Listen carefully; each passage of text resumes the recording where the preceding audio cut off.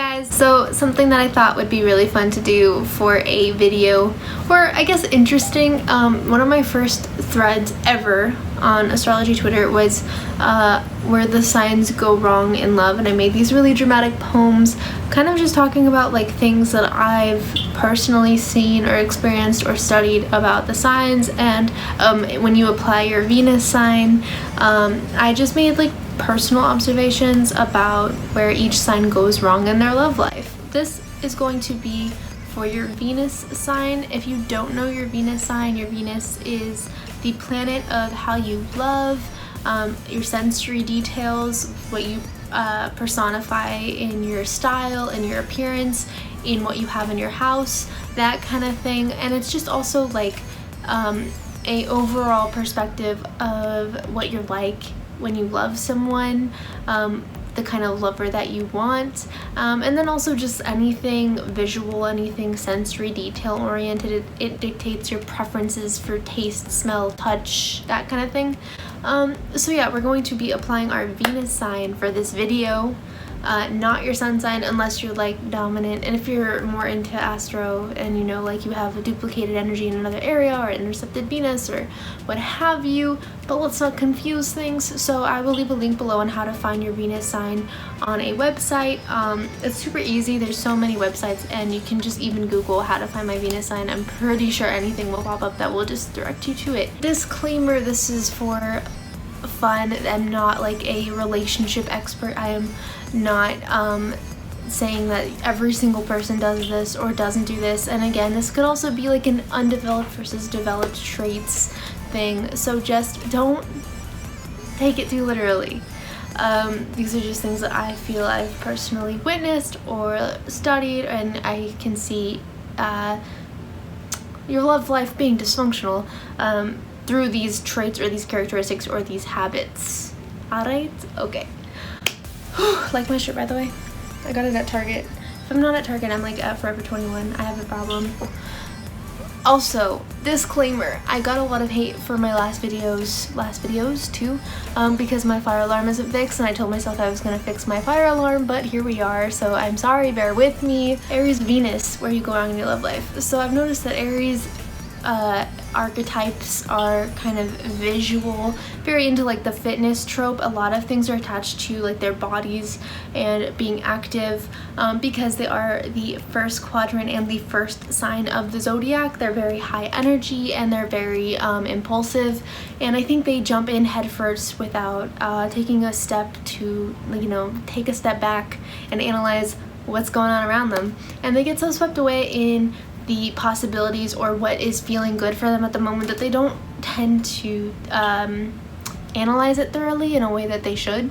So for Aries, where they go wrong in love, I would definitely say they are impulsive and they don't really think things through, and then they get so fascinated by what's happening. Like say they're at an arcade and everything is shining and everything is bright, and that's cool, but you get so caught up in, like, say it's a car chase, you get so caught up in the car chase and like the fast car and like how fancy the car is, you don't look at what's under the hood. Like you don't look for substance, you don't look for, you know, what's gonna make this work long term, and you can burn yourself out that way.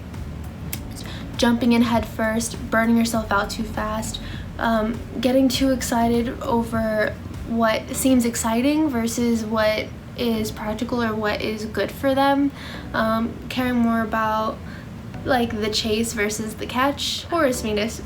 So okay, this is, I feel I've noticed a lot of Taurus people or Taurus moons or Taurus Venus people, pretty much like luminary inner planets. I've noticed that Taurus placements go wrong in constantly needing like someone that they feel is better than them. Like I feel like they need to, I feel like if someone is like perfect for them in every way, like written format, and they know that that person is good for them, but they aren't exciting, or I don't even know how words function. I've noticed that Taurus placements constantly pour themselves into people or things based off of the possibilities or based off of what makes them look good in the long run, and also they get bored easily of people who are too much the way that they say they want in a relationship. For instance, they say like they want hopeless romance, they say that they want someone to cater to them, but I think when they actually have that person catering to them, they get kind of confused because there's so many like maternal instincts that a Taurus archetype has, that I think when someone's actually like surrounding their whole life around the Taurus person or the Taurus Venus sign, I think it kind of not turns them off, but also like isn't something that they find interesting. I think they constantly need to be the one that's catering to their lover in order to feel excitement or feel like they're truly in love with that person. I think it's more of like a sacrifice thing for Taurus placements to invest in their relationship, and I feel like if it's happening too much for the Taurus, I feel like the Taurus wants to pamper so much the other person, and they have a hard time respecting people who want to pamper them. I don't know why. And then they constantly will end up with people that they have to overly cater to that take them for granted. And I feel like there's this thing about Taurus where like they need to be with someone that it not takes them for granted, but in a sense kind of does, in order to be interested. I feel like if someone is too interested in Taurus, they kind of lose interest. I feel like they need that little like tug of war thing, but I think that's obviously where they go wrong, because I mean, if you're only attracted to people that are kind of hard to get or a little bit disinterested or kind of have that like ice glacier effect where you can only see 10% above surface level, I mean, who's to say the 90% underneath the water is going to be guaranteed in the ways that you want them to be? So yeah, I'm constantly seeing a narrative of like Taurian energy people only truly invested in people that they have to like overly cater to. But when I've seen people try to like court Taurus people or try to like cater to them, they feel like smothered almost. I don't know, I feel like it needs to be their idea. They need to be the one doing a lot of the catering, or else they just feel like, I don't know, they feel like they can't trust you. I feel like the ruder you are to the Taurus, the more they want to trust you for some reason, but the like nicer you are, they get trust issues. I don't know. So what's up? Gemini. Gemini is so like such a people pleaser, such a people person, and they constantly have this idea that they are needing to improve on themselves, needing to expand on themselves, and they want that for everything around them as well. And I think that they can get really, really, really excited about things, but they can burn themselves out easily. And I think either they don't really give themselves the opportunity to fully invest in someone because they are so worried about like the fear of missing out on something else, or they burn themselves out by like overly pouring themselves into someone and like learning everything about how this person works and how this person is, and by the time they get there and they learn everything, then they get bored because like they like kind of overly excessively obsess over them and then get bored, or they just won't give themselves the true opportunity to like have a love because they are scared that they could have better, or that they are missing out on something else. And also, I feel like Gemini Venus or Gemini placement people typically are so excited with like the chase and the intrigue, even though they act like they aren't. And I feel like if someone is actually not playing games with them, I don't think they know what to do. I think like they like to navigate a lot of life situations like a chess game, and I feel like when they get to a certain point, or I feel like they feel like they won the chess game, I feel like they're like, okay, so now what? You know, like, okay, who's ready to play the next game with me? Any takers? Like, I don't know, I just, that's why I feel they go wrong. Cancer, where the Cancer goes wrong is they constantly, and I know Cancer deserves so much more than to be stereotyped like this, because Cancers are strong, fierce warriors, and I feel like they're constantly classified as the martyr or like the victim, and I'm so sorry to do this to you. But okay, but really though, like they are super strong, but they have this constant need to want to save people from themselves or be saved from themselves.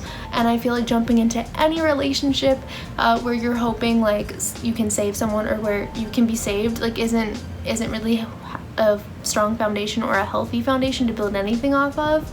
And then this creates this like repetitive routine or cycle where eventually you're going to want to leave the relationship because you need to be saved again, or you need to save someone else, or I don't know. I just feel like there's this weird appeal between like a hero complex, whether you're the damsel or whether you're the hero. Like there's one of those archetypes. I think Cancer has that need to nurture or be nurtured so severely that they can project it into really unhealthy ideologies when they have too much time on their hands.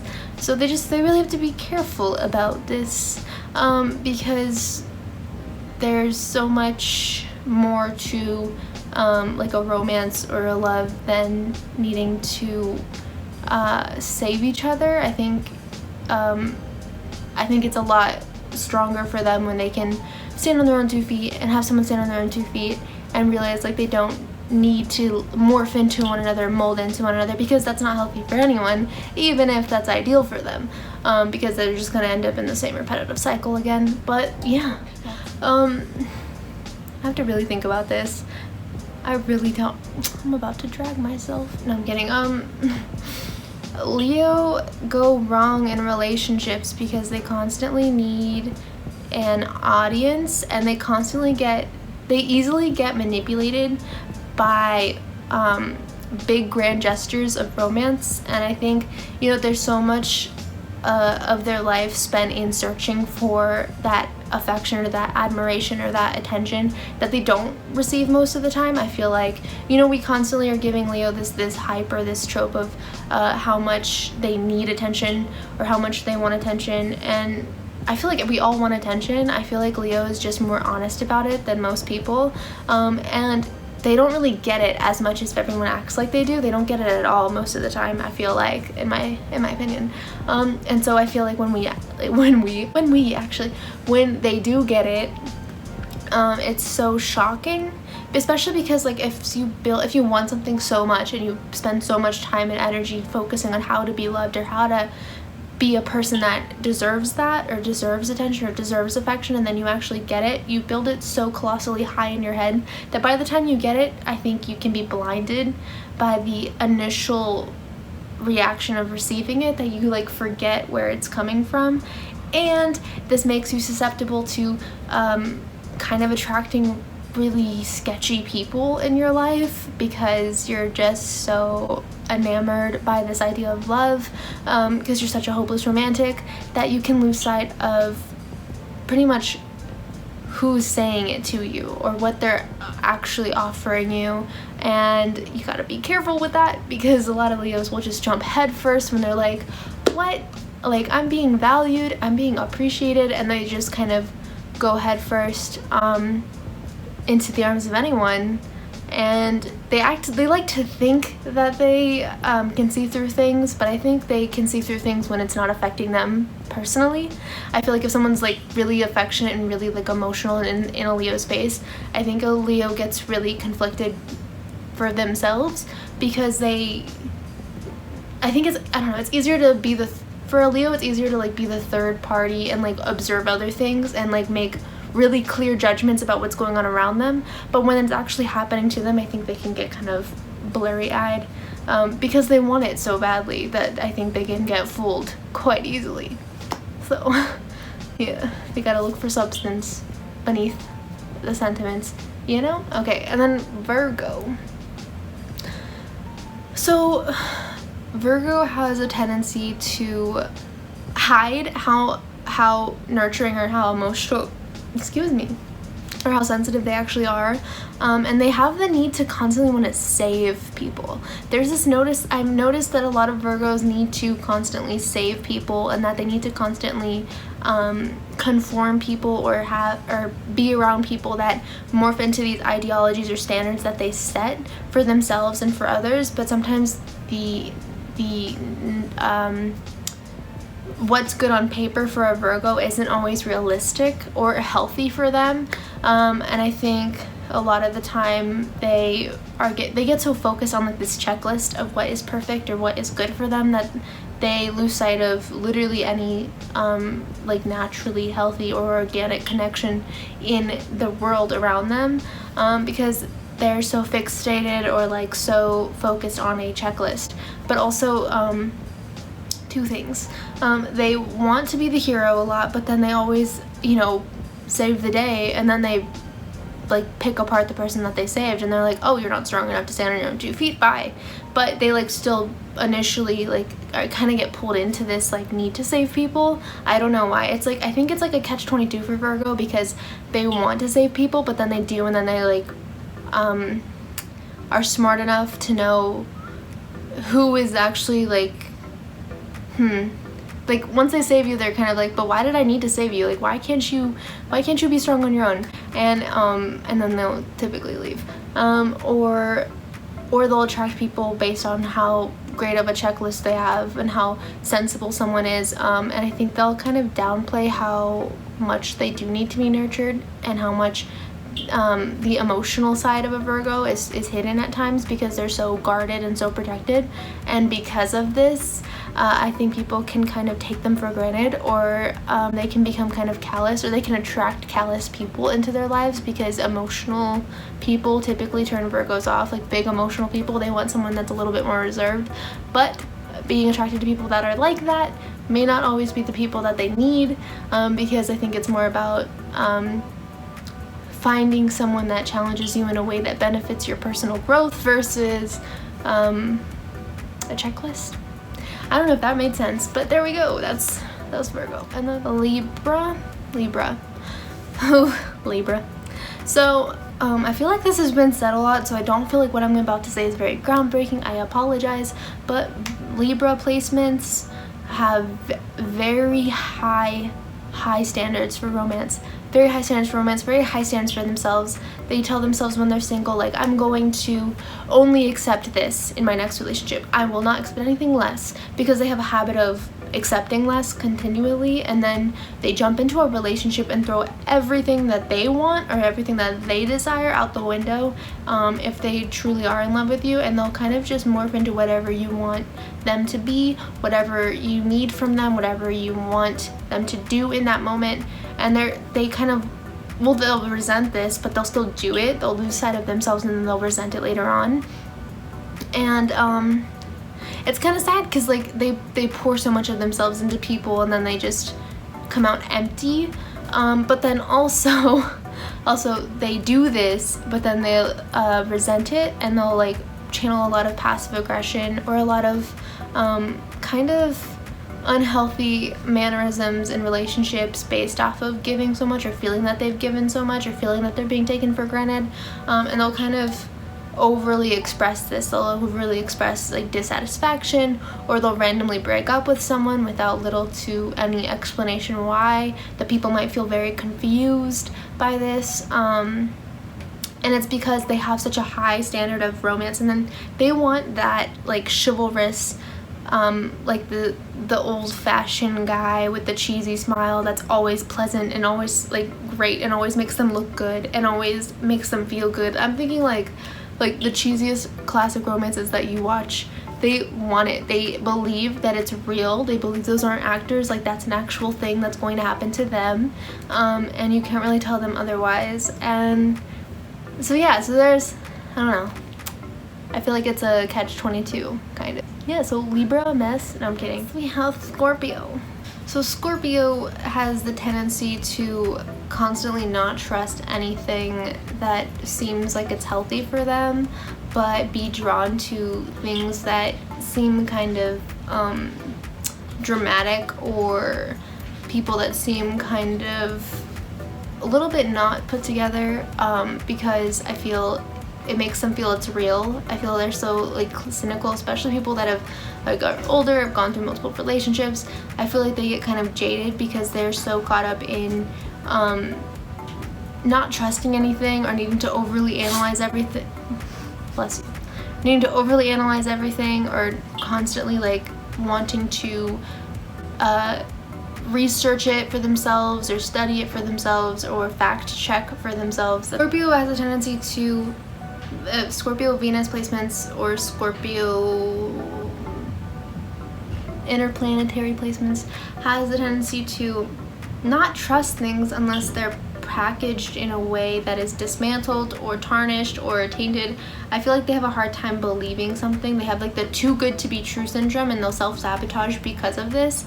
Maybe like a lot of them are like coming out of, or people, especially Scorpio placements that have been in like unhealthy situations or toxic relationships, they're so set on not trusting a situation or a dynamic that they'll do anything to prove that it doesn't exist. In a sense, they'll push people away, because I feel like not a lot of people have the patience or the energy to prove themselves over and over again, especially if they feel like they are being genuine or they are sincere. And Scorpio just, you know, they just love them, but don't believe. They have a hard time feeling like people genuinely are there for them. And I think that is their biggest weakness, because the people that are genuinely there for them, they can tend to push away or constantly question, in a sense that it makes that person not want to be genuine things. So they self-sabotage. I don't know. They're just, you need to trust more, but you need to trust the right people more, because I feel like they invest more in people that come off like very callous or very emotionally vacant. I feel like they're drawn more to people that are kind of emotionally not there, because they feel like it's comfortable, because that way Scorpio doesn't have to let down their true guards and barriers. It's like safe, it's cozy in that little cold room of isolation. Sagittarius. So Sagittarius are super hopeless romantics. They will commit. If they actually love someone, they will commit, and they'll fight for a relationship if they are truly invested in you. And I feel like this is not talked about. I feel like everyone's just like, Sagittarius is the player, Sagittarius is the heartbreaker. I mean, true, but maybe you weren't worth their heart, you know? So anyways, with that being said, Sagittarius is Venus placements. They have the tendency to be so caught up in the idea of falling in love that they lose sight of them actually knowing that they're in it, or that they have it already. Like, the idea of procuring it or the idea of dating is more intense or more interesting for them at times than the relationship. I feel like once they're in the relationship, they have the grass is always greener syndrome, similar to Gemini, and they constantly need to like leave, they constantly need to wander. And I'm not saying that they can't be committed. They can be committed, but at the same time, they have this thing in the back of their head kind of second guessing everything, and that sabotages them, because I think they get so caught up in the chase that they kind of don't really stop to wonder if the person they're chasing is who they actually want. So when they actually get it, they can be like, oh, this isn't actually who I wanted, and then they'll leave. And you know, you gotta be careful in that sense. Capricorn is a little bit more guarded and a little bit more reserved, but they self-sabotage in ways that are kind of, if you aren't routine or by the book or doing what they want when they need it, they get suspicious, and they're more likely to be they're more likely to date you versus commit to you, in a sense that you need to jump through lots of barriers in order to get to them, and then need to kind of ease up on needing to micromanage or prioritize things on a very like persistent schedule. And then also I've noticed that Capricorn Venus placements, or Capricorn energy in general, they like to date or experience romantic situations, but then they constantly have a hard time wanting to commit. And I think they go wrong is they either jump too quickly into things and then need to backtrack, or they are too skeptical to jump and then they never do. So it's kind of like a catch-22. They'll do like either one extreme or the other. They'll either like hold off on someone that actually is good for them and actually wants to be there for them, to the point that it never happens, and they'll like just let the ship pass, or they will jump too quickly at the first person that looks good on paper and then realize that that's not what they want. I don't know. They need a lot of routine or consistency, and they get really scared when they can't get that, and they need to learn to relax. You can't have everything on a schedule, you know? Aquarius has the tendency to like really be attracted to people that don't show interest in them, and then be emotionally guarded or skeptical of people that do.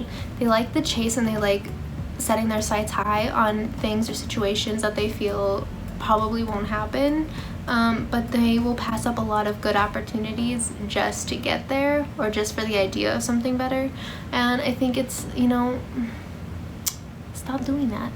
I think you just have to really focus on, you know, say there's a lot of good people around you that want to date you, or, you know, actually care about you, but you put all these unrealistic expectations on what you think things should be because your abstract thinking is so intense that you know, you kind of pass it up. Like nothing is ever really good enough in a sense, because you're too busy focusing on someone who's not giving you the time of day because it's attractive to you, but then the minute you get it, you're like, what's this? I don't emote. And it's just because like you push people away. It's safe for you, and I think you like to go after emotionally unattainable people because it makes you feel like you'll always be safe. I feel like, you know, you'll miss out on good opportunities on purpose or intentionally because you don't want to have to, like, the idea of actually having to be vulnerable and connect with someone on that level is extremely important to you, and you hold it in such a high regard that you don't want to just give it to anyone. And I think that's why you pass up a lot of good opportunities, because you have this you want to constantly be the one chasing something that you don't actually really want at times. So I don't know. Pisces needs to be more patient. Pisces placements get really impatient, and they'll cut people off, and they'll just never talk to them again without even giving them much of an explanation, and they invent a lot of scenarios in their own head that aren't really true, or they'll like concoct ideas that aren't even something that's tangible or something that's happening in the moment, and then they'll get their own feelings hurt, and then they'll leave. Like, they need to practice patience. I feel like a lot of underdeveloped Pisces placements will not do this, and then leave situations kind of easily or readily because they are too stubborn to want to discuss things or work through things. I think they have very romantic expectations for love, and I feel like if that you can't conform to that, or that you can't give them that, then I think they're just bye, you know? Like, they would rather, I think the minute reality hits them and they realize that everything isn't like a big fantasy in their head, they'd rather just leave and go search for the next fantasy book instead of come down to earth for a second and sort out what's going on around them. And so they lose out, or they like will leave a lot of relationship opportunities because of this. They need to learn patience, and they need to learn to talk through issues instead of just leave, just ghost. What? Okay, overall that completes this video. I hope that you guys enjoyed it. Please like and subscribe and give a thumbs up. Comment below on what you guys feel is an unhealthy habit of dating the signs, something that you've noticed maybe through your exes or through yourself, things that you've had to work on, and tell me if this resonated with you, and tell me why it did or didn't. I want to know. I like to learn, and I will see you in my next video.